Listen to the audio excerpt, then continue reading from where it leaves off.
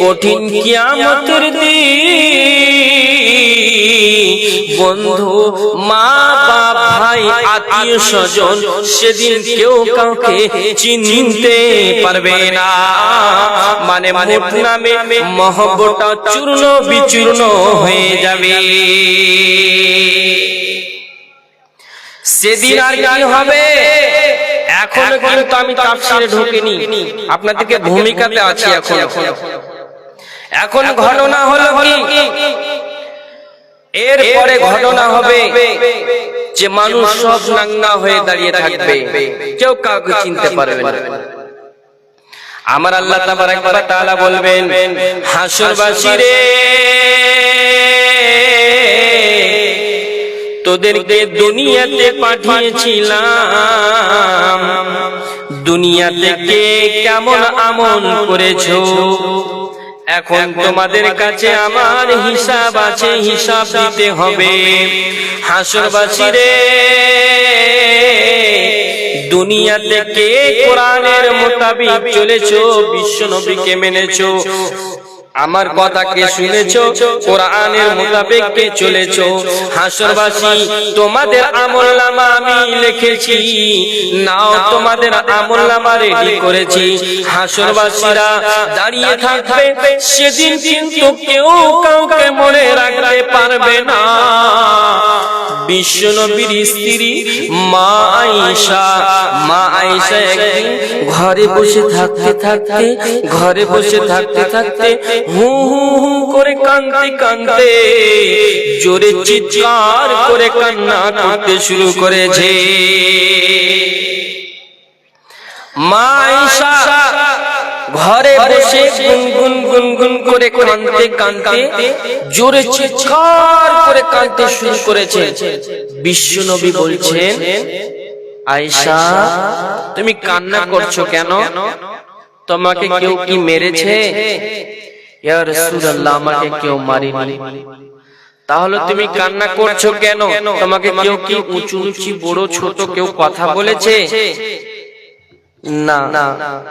ইয়া রাসূলুল্লাহ, আমি কান্না করছিলাম এই জন্য, দুনিয়ার কথা ভাবতে পরকালের কথা ভাবতে কিয়ামতের ঘটনা আপনি যে রূপ বলেছেন সেই কথাগুলো মনে হচ্ছে আমরা দেখতে পেয়েছি। সেই কথাগুলো আমি ভাবতে জাহান্নামের কথা যখন শুনলাম, আমি চিৎকার করে কান্না করতে শুরু করেছি। মা আয়েশা বলছেন, নবীজি গো, কঠিন কিয়ামত হবে মেনে নিলাম, সেদিন কি কেউ কাউকে মনে রাখতে পারবে কি? বিশ্ব নবী বললেন, আয়েশা রে,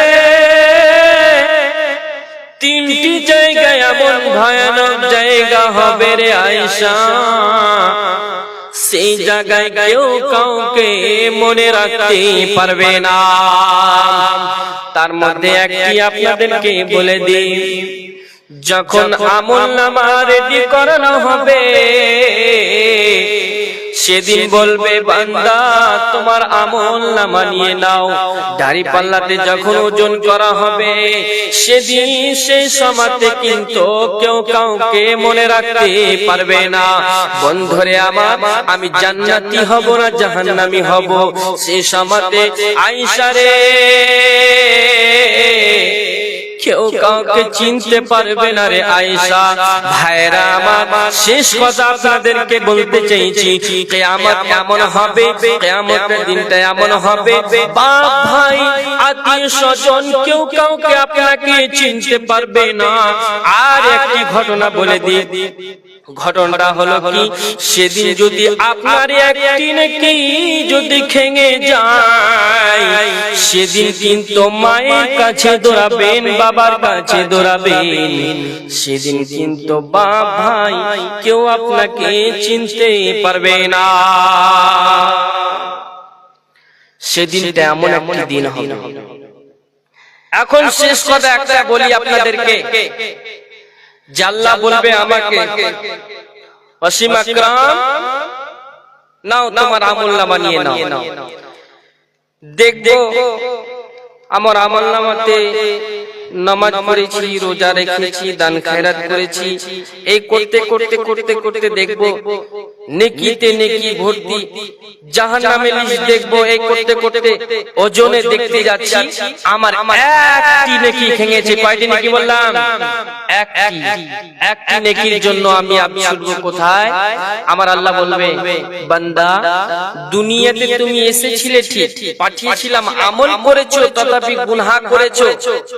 ভাইয়া আরেকটা কথা বলি আপনাদেরকে, 101টা যদি নেকি হয় আর 100টা যদি গুনাহ হয়, সেই লোকটা কোথায় যাবে? জান্নাতে যাবে। আর যদি 101টা গুনাহ হয় আর 100টা যদি নেকি হয়, তাহলে সেই লোকটা কোথায় যাবে? জাহান্নামে যাবে।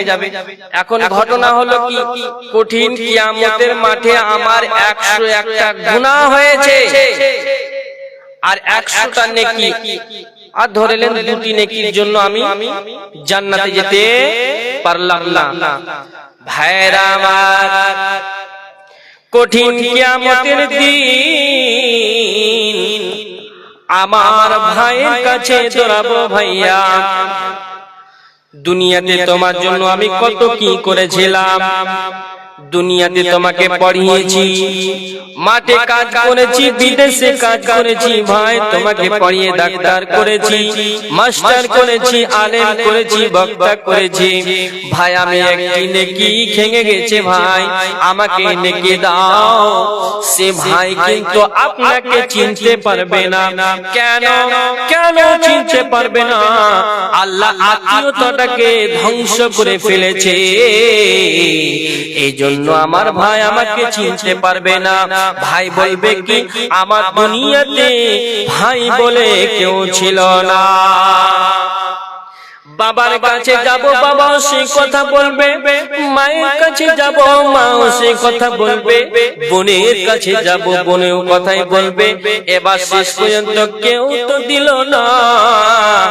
স্ত্রীর কাছে দৌড়াবো, স্ত্রীকে বলবো, বেগম রে, খাদিজা রে, রহিমা রে, দুনিয়াতে তোর সঙ্গে আমার বিয়ে হয়েছিল, তোর জন্য আমি কত পাগল ছিলাম, তোমাকে আমি মাসে 2টি করে কাপড় দিয়েছি, খানা দিয়েছি, প্রাণ দিয়েছি, সব কিছুই দিয়েছি, তোমার জন্য আমি জান দিয়েছি, তোমার ভালোবাসায় ডুবে আমি কত কাজ করে তোমার জন্য কত কি কিনে নিয়ে এসেছি। আয়েশা রে, খাদিজা রে, রহিমা রে, তোমার দিকে দেখতে গিয়ে আমি আমলে ঘাটতি হয়েছে, 2টি নেকি ভেঙে গেছে, একটি নেকি ভেঙে গেছে, আমাকে একটি 2টি নেকি দাও।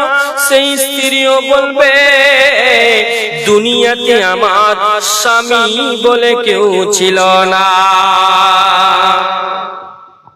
এর নাম কি? কিয়ামতের দিন, হাসরের ময়দানে এরকম ঘটবে।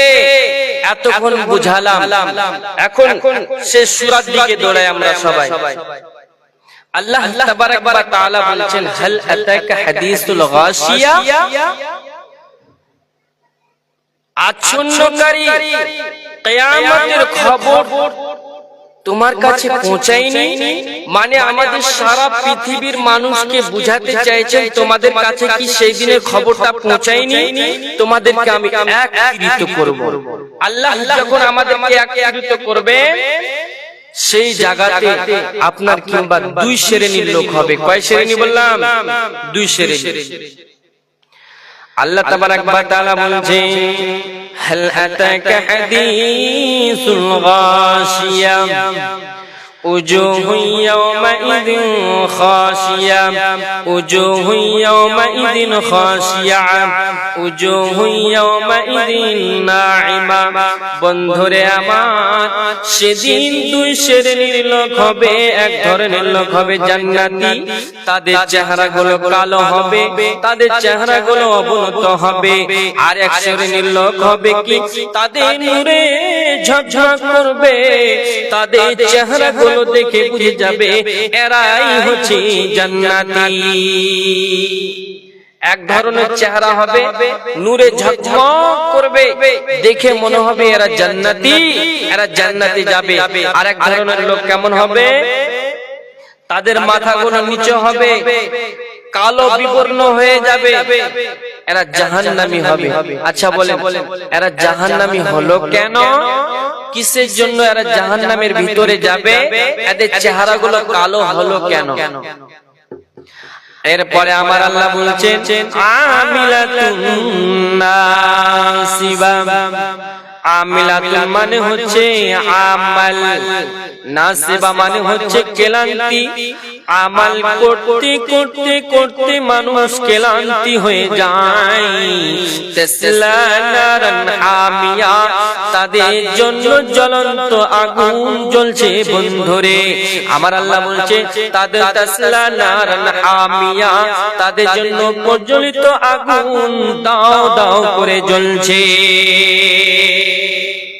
এবার কিছুক্ষণ এই আয়াতটাকে নিয়ে আমি তাফসীর করি। আমিলাতুন নাসিবা, আমিলাতুন মানে হচ্ছে আমাল, আমাল মানে হচ্ছে কাজ। মা বোনেরা আমার, আপনারা বিশেষ করে শুনেন, আমিলাতুন মানে হচ্ছে আমাল, আমাল মানে কাজ। কাজ হচ্ছে দুই রকম। কয় রকম বললাম? দুই রকম। একটি কাজ হচ্ছে মন্দ কাজ, খারাপ কাজ, মদ খাওয়া, জিনা করা, গীবত করা, আপনার কিংবা যেগুলো আপনার খারাপ আমাল, এইগুলো যদি আমাল করে তাসলা নারান হামিয়া, সে জাহান্নামের ভিতরে যাবে। যাবে কি যাবে না? কোরআন বলছে সে কথাটা। এবার আসেন, ভালো আমল করার পরেও সে লোকটা জাহান্নামের ভিতরে যাবে। কি করে? ভাইরা আমার, এখন আমি মুসলমান, আমাকে আল্লাহ সৃষ্টি করেছে, দুনিয়াতে এসেছি, আল্লাহর কাছে চাইছি মাবুদ রে, টাকা নাই, পয়সা নাই, বাড়ি ঘর নাই, খাওয়ার নাই, মাবুদ তুমি রহমান, তুমি সত্তার, তুমি গফফার, মাবুদের কাছে চাইলাম। এবার আমি অসীম আকরাম করলি কি? এবার করলাম কি? পীর বাবার কাছে গিয়ে মাথা ঠুকছি, পীর বাবার কাছে গিয়ে বলছি বাবা রে, আমার কাছে টাকা নাই, পয়সা নাই, আমার সন্তান হচ্ছে না, আল্লাহর কাছে সন্তান চাইলাম, আবার পীর বাবার কাছে চাইলাম। আমার আল্লাহ বলছে তাসলা নারান হামিয়া, তোমাকে জ্বলন্ত আগুনের ভিতরে যেতে হবে। ঘটনাটা সত্যি হলো কি হলো না? আল্লাহর কাছে আমি চাইলাম কি, আবার আমি পীর বাবার কাছে গিয়া বলছি আমাকে একটা ছেলে দাও, আমার টাকা পয়সা না দাও, তাহলে আল্লাহ বলবে তুমি যে আমলটা করলে এই আমলটা ঠিক। তারপরে তুমি যখন পীর বাবার কাছে গিয়ে যখন তুমি চাইলে, এটা শিরকের কাজ হয়ে গেল। এই জন্য তোমার বাড়তি আমল, এটা বেশি আমল করার কারণে তুমি তাসলা নারান হামিয়া, তুমি জাহান্নামের ভিতরে ঢুকবে। এবার দ্বিতীয় নাম্বার, ভালো আমল করার কারণেও আপনাকে আমাকে জাহান্নামের ভিতরে ঢুকতে হবে।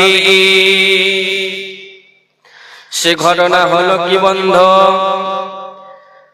দুনিয়াতে এসেছি, নামাজ পড়ছি সুন্দরভাবে, কিন্তু দোয়া সূরা সুন্দরভাবে পড়তে পারছি না। সূরা ফাতিহা হচ্ছে তো কুল হুয়াল্লাহ হচ্ছে না, বাইটা সুন্দরভাবে হচ্ছে না, সিজদা, রুকু, সাজদা আপনার কিংবা যেগুলো করার দরকার এইগুলো ঠিক হচ্ছে না, এবং মানুষকে লোক দেখানো নামাজ পড়েও কিন্তু আপনাকে জাহান্নামের ভিতরে যেতে হবে। এ জায়গায় একটা কথা বলি, ধরে নেন কোন মানুষের এখন ৭০ বছর বয়স, ৭০ বছর বয়স, কত বছর বললাম? ৭০ বছর। সেই লোকটা ২০ বছর থেকে নামাজ পড়ছে, ৫০ বছর নামাজ পড়ছে। আমি আপনাদের গ্রামে বেড়াতে এসেছি, ঘুরতে এসেছি, মসজিদের এক কোণাতে বসে বসে দেখছি দাদু আমার কত সুন্দর ভাবে নামাজ পড়ছে। দাড়িগুলো লম্বা তো সাইড মুড়ে বসেছিলাম, তো মুখটা লড়াচ্ছে, দাড়িটা আপনার কিংবা লড়ছে, তো আমি মনে মনে ভাবছি দাদু কত না জানি দোয়া পড়ছি রে। নামাজ পড়া হলো, তখন আমি বলছি দাদু আপনার বয়স কত? 70 বছর। আপনার পোতাপুতিন কয়টা? 3টা 4টা, যা হোক বললাম। তারপরে বলছি আপনি সূরা ফাতিহা থেকে নিয়ে সালাম ফিরা অবধি বলো তো। দাদু ভাই দুনিয়াতে সবকিছু সময় পাচ্ছি, কিন্তু দুয়া সূরা ভালো মতো হচ্ছে না, শরম লাগছে। শরম কেন লাগছে? সময় পাই না, সময় পাইনি, এত বছর বয়স হয়ে গেল, সূরা ফাতিহাটা হচ্ছে, আর কিছু হচ্ছে না। তার মানে ওই লোকটি আল্লাহর সাথে, ওই মানুষটি আল্লাহর সাথে ধোঁকাবাজি খেলছে, যে আমি সূরা ফাতিহা ভালো করে পড়তে পারছি না, পড়ি নামাজটা সুন্দরভাবে পড়ছি, মানুষ তো দেখছে নামাজ সাজদা রুকু সবকিছু ভালো করছে, তার মানে আমি জান্নাতি। দাদুকে বলছি দাদু আপনার পোতাপতিনের বিয়ে দিতে সময় পেয়েছেন, চাষবাস করার সময় পেয়েছেন, আপনার সবকিছু দুনিয়ার কাজ করতে সময় পেয়েছেন, কিন্তু যে জিনিসটা করার পর রাস্তা পাবেন, সবকিছু পাবেন, সেটাই ঠিক মতো করলে না। আমার আল্লাহ বলছেন তাসলা নারান হামিয়া, তোমাকে জ্বলন্ত আগুনের ভিতরেও জ্বলতে হবে। আচ্ছা এবার বলি আপনাদেরকে, তাহলে এতগুলো করার পরে যদি জাহান্নামে যায়, তাহলে কখন আমরা জান্নাতে যাব? কি আমল করলে? এবার আমরা ভালো আমলটা ধরি নাকি? তাহলে আচ্ছা বলেন কে কে জাহান্নামে যাবেন? হাত তুলেন তো। জাহান্নাম কেউ যেতে চায় না, তাহলে আমরা সবাই মাশাআল্লাহ জান্নাতে যেতে চাই, ঠিক না? নারে তাকবীর। তো যে যে জান্নাতে যাবেন 10,000 করে দেন। দেন। কোন আল্লাহর বান্দা আছে বলেন 5,000 টাকা দেনেওয়ালা? আপনাদের কাছে আবদার করছি, দুজনের কাছে 5,000 টাকা দেনেওয়ালা কেউ নাই ভাই, জাহান্নামের বয়ান শোনাবো আপনাদের কাছে। আমি 10 মিনিট পর আপনি আদায় করে রেডি হয়েছে কি দেখেন তো কত টাইম হলো। তো যাই হোক, এখন ঘটনা হলো কি, যে জাহান্নাম সত্য, জাহান্নামের ভিতরে মানুষ ঢুকবে এটা আমরা জানি, কিন্তু ভালো আমল করে আমাদেরকে জান্নাতে যেতে হবে। একটা উদাহরণ দিই তাহলে বুঝতে পারবেন। উদাহরণটা হলো, আমার কাছে 50 টাকা আছে। কয় টাকা বললাম? 50 টাকা। মা বোন আপনারা আমার দিকে অ্যাটেনশন হন। 50 টাকা আছে, কিন্তু ওটা টাকা হচ্ছে সহি টাকা। ওই টাকা আমি খেয়ে কিছুক্ষণ বাঁচতে পারবো, পারবো কি পারবো না? সভাপতি ভাইয়ের কাছে আছে 50 কোটি টাকা। 50 কোটি টাকা। 3 টাকাগুলো জাল টাকা। কি টাকা? জাল টাকা। উনি কিন্তু কোন দোকানে গিয়ে টাকাগুলো চালাতে পারবেন না। যদি চালাতে যায় পুলিশে ধরবে, থানায় ভরবে কি ভরবে না? এখন ঘটনা হলো কি, কোটি কোটি হাদিস, লাখ লাখ হাদিসকে, জাল হাদিসকে ছেড়ে দিয়ে কোরআন হাদিসের একটি সহি হাদিসকে ধরে আপনি আমল করেন, এতে আপনি সাকসেস হয়ে যাবেন। ঠিক বলেছি কি বলিনি? আপনাকে লাখ লাখ হাদিস, জাল হাদিস ছেড়ে দিয়ে আপনি সেই হাদিসকে ধরে, একটি হাদিসকে ধরে আমল করেন, আপনি সাকসেস হয়ে যাবেন। এবার আসেন সহি আমল করব কেমন করে? আচ্ছা বলে, মসজিদে যদি এখন আমরা নামাজ পড়তে যাই, আমি কোন আলেমের চরিত্র নিয়ে যদি আমি নামাজ পড়ি, আমার নামাজ কবুল হবে? হ্যাঁ না বলেন? হবে? কোন বক্তার হবে? হবে না। কোন বড় মুফতির হবে না। কিন্তু চরিত্রটা কার রাখতে হবে? টাকার কথা বলেছি তো সুসুর করে হাঁটতে শুরু করেছে। বসেন ভাই, আল্লাহর রাস্তায় বসেন। এখন ঘটনা হলো কি, এবার আপনাদেরকে আমি একটা আজান শোনাবো। আজানটা শোনার পরে কিন্তু আমি তাফসীর করব। আল্লাহু আকবার, আল্লাহু আকবার।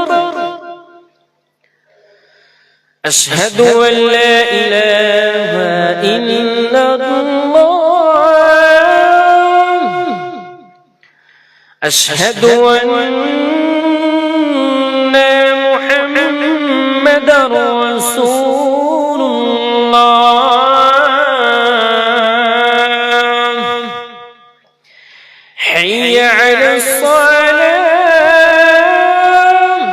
এর নাম কি বলেন?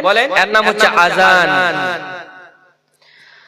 আল্লাহু আকবার, আল্লাহু আকবার, আল্লাহ বড়, আল্লাহ বড়। আশহাদু আল্লা ইলাহা ইল্লাল্লাহ, আমি সাক্ষী দিচ্ছি আল্লাহ ছাড়া কোনো ইলাহা নাই। তো এখন ঘটনা হলো কি, হাইয়া আলাস সালাহ, সালাতের দিকে এসো, এই কথাটা বললেন। মধ্যখানে একটা কিন্তু শব্দ ছেড়েছি, সেটি হচ্ছে আশহাদু আন্না মুহাম্মাদুর রাসূলুল্লাহ, আমি সাক্ষী দিচ্ছি আল্লাহ ছাড়া, আল্লাহ রাসূল ছাড়া অন্য কোনো, আমি সাক্ষী দিচ্ছি তিনি হচ্ছেন আল্লাহর প্রিয় রাসূল। জয় হোক। এখন ঘটনা হলো কি, আল্লাহ তাবারক ওয়া তাআলা পৃথিবীতে আমাদের নেতা পাঠিয়েছেন, তিনি হচ্ছেন নবী মুহাম্মদ রাসূলুল্লাহ সাল্লাল্লাহু আলাইহি সাল্লাম। তিনি যেভাবে, যেমন ভাবে, যেরকম ভাবে আমল করেছেন, সালাতের দিকে আসবো, নামাজের দিকে আসবো, সেভাবে আমাদেরকে আমল করতে হবে। কিন্তু বিশ্ব নবীর মতো করে আসতে হবে, বিশ্ব নবীর মতো করে ওযু করতে হবে, বিশ্ব নবীর মতো করে সালাত আদায় করতে হবে, তাহলে আমাদের ইবাদতটা কবুল হবে। ভাইরা আমার, আল্লাহর হুকুম, বিশ্ব নবীর চরিত্র নিয়ে যখন আমল করব, আমরা যখন আমল করে করে যখন মত হয়ে যাবে, কিয়ামতের ময়দানে যখন উঠানো হবে, আমার আমল ঠিক থাকবে, আমি জান্নাতি হব, জান্নাতি হব, জান্নাতি হব। বিশ্ব নবীর চরিত্রকে ছেড়ে দিয়ে কোন আলেমের চরিত্র নিয়ে যদি নামাজ পড়ি, তাহলে আমার নামাজ কবুল হবে না।